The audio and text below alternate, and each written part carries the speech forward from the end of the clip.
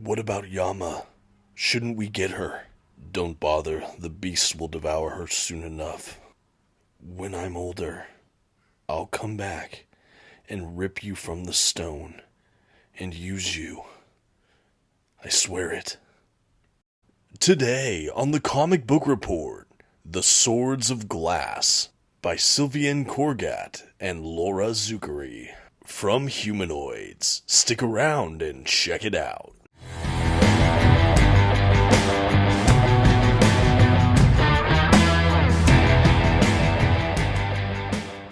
Greetings everyone, my name is Dominic and today you're tuning in to the Comic Book Report, where we review comic books and graphic novels so you can get an idea of what to read.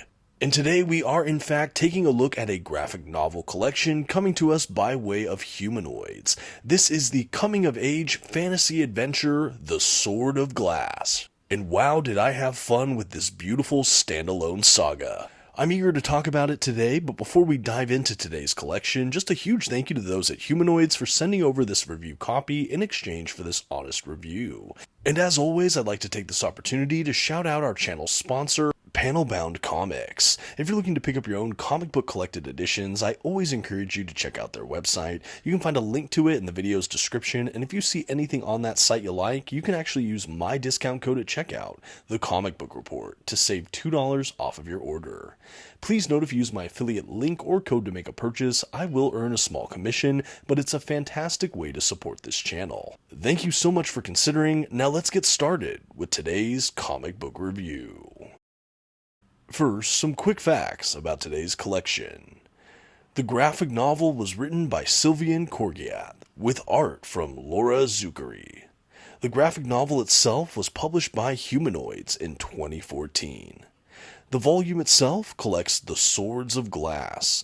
And finally, it is a trade paperback with glossy print paper stock, a glued binding, and a total of 212 pages. At this time, I'd like to issue a general spoiler warning. I will be flipping through the contents of today's collection and commenting on plot points throughout. You've been advised.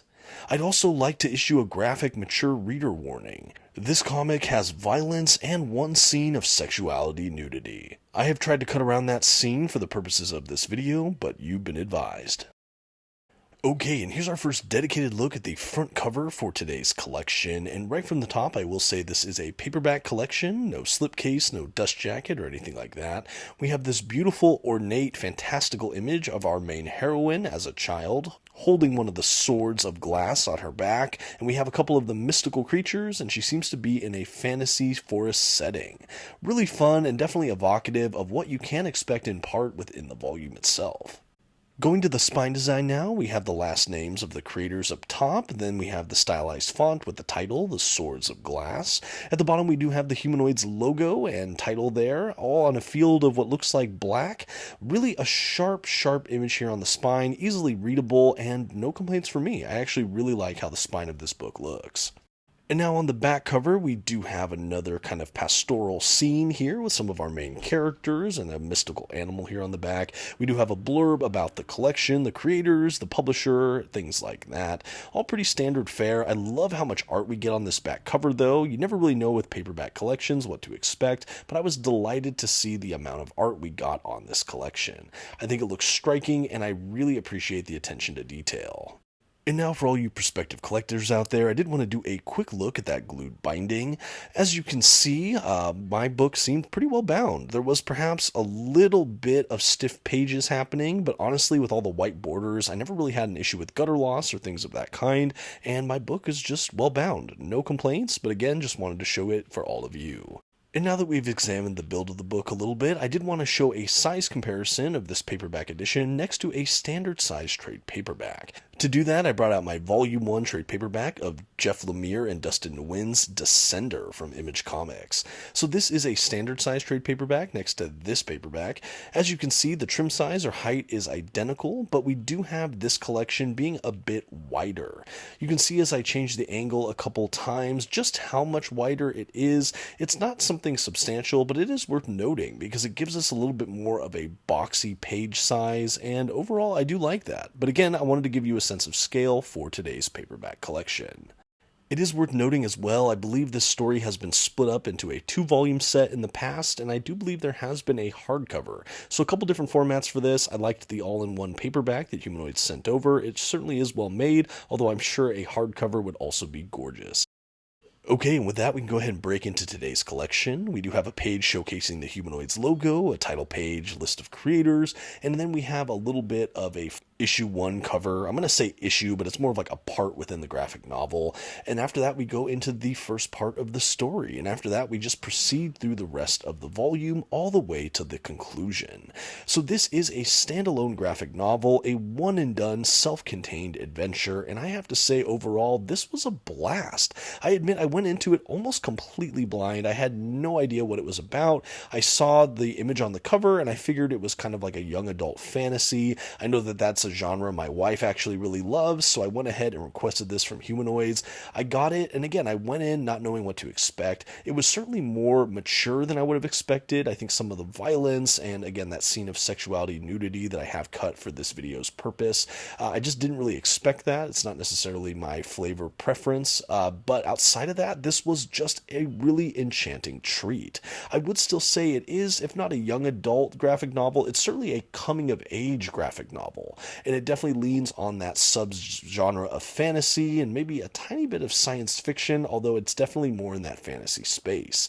As far as the storyline, to give you a synopsis, it follows this young girl named Yama, who basically is in this community. It's kind of a tribal village that's oppressed by this kind of dictator or leader.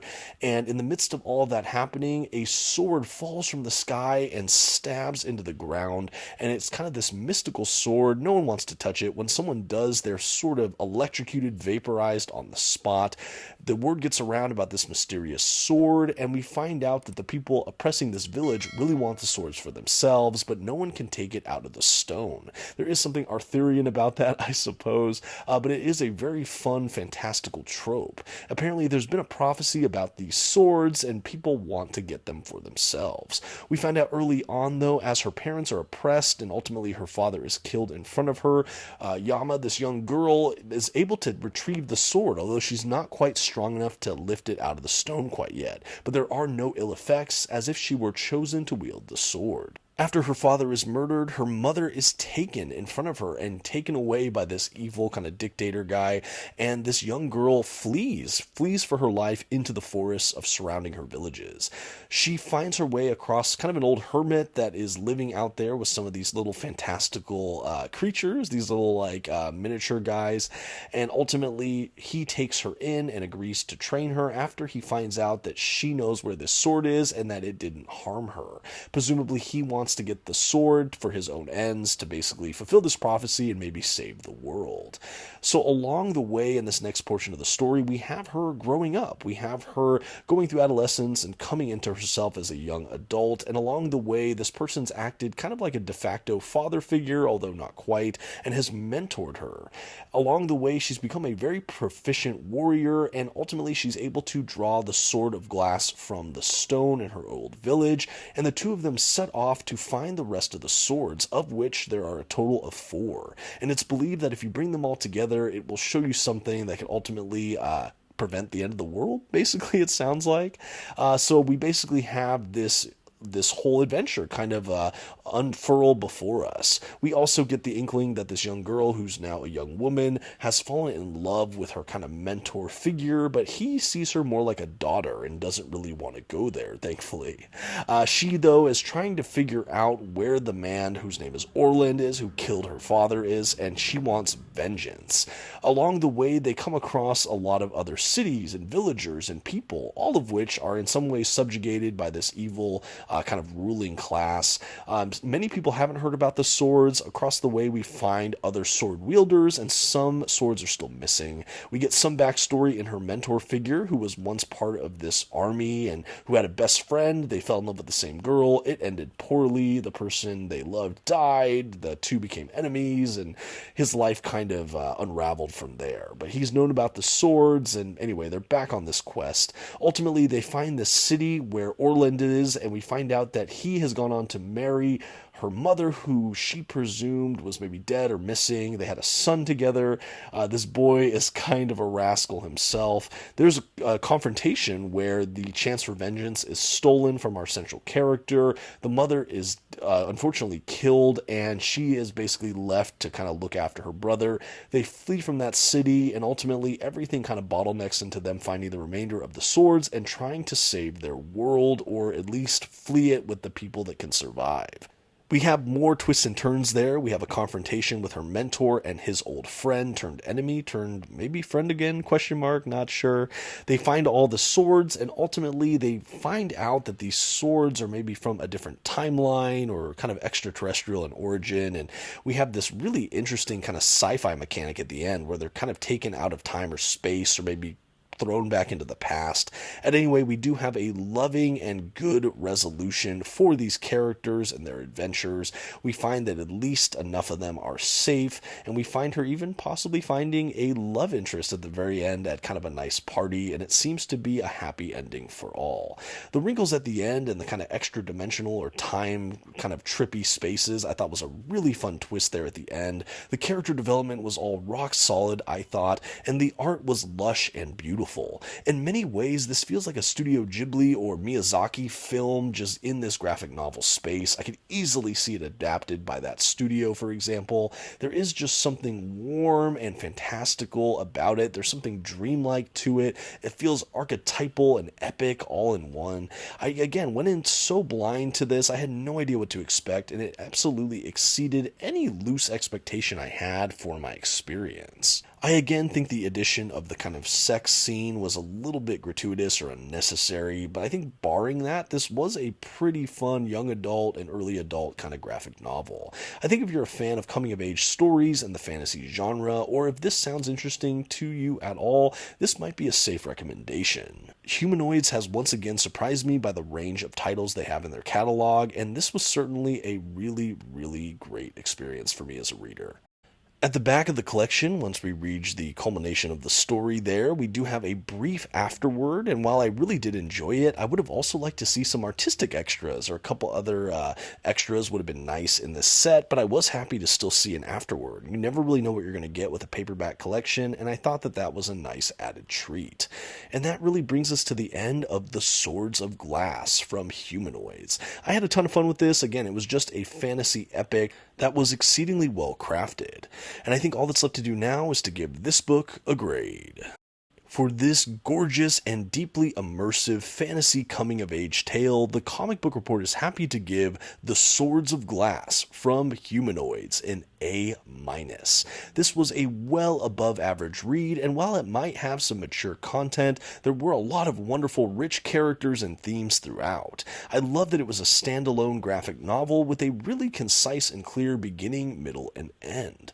I felt myself transported away to this fun, fantastical space, and I really enjoyed the trip. Now, I would be curious, have any of you read The Swords of Glass from Humanoids? And are you fans of the Humanoids publisher in general? Are there any other works from this publisher you could recommend? I'd love to hear all of that in the comments below. Again, a huge thank you to those at Humanoids for sending over this review copy in exchange for this honest review, and as always, all of you for taking this journey right along with me. Until next time, this has been the Comic Book Report. Please don't forget to leave your like, those comments we talked about, and maybe check out another one of my videos on your way out. Thanks everyone, bye.